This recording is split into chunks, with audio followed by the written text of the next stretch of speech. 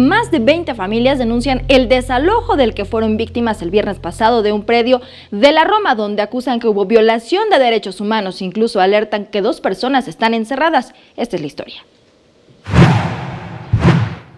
Con más de 20 años habitando una de las viviendas de los predios 11, 13, 15 y 16 de la calle Colima, casi esquina con avenida Cuauhtémoc, en la colonia Roma, la señora Maricruz Castillo y 20 familias más fueron desalojadas el viernes sin ningún tipo de orden legal que justificara la intervención de policías y personas que sacaron a la calle las pertenencias de los habitantes. O sea, un fantasma que nunca se presentó. Por lo tanto, como no se presenta, pues nos despojan a nosotros.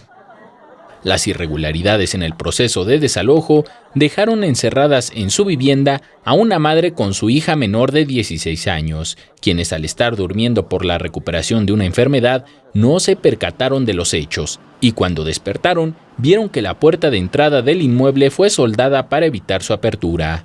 Que es una chica, una menor de edad de 16 años y su madre. Dicen que están atrincheradas. ¿Cómo van a estar atrincheradas si lo que está es soldado?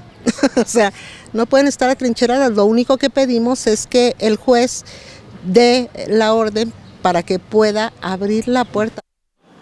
Las pertenencias de los vecinos permanecen en la calle. Apenas pudieron adaptar un televisor para mantenerse informados sobre los reportes que dan los medios de comunicación de su caso. Maricruz Castillo pide la ayuda de las autoridades capitalinas para resolver la situación y que pronto vuelvan a su hogar, ya que pernoctar en la calle se ha vuelto riesgoso. Con imágenes de Javier Cordero, Enrique Muñiz, 21 Noticias.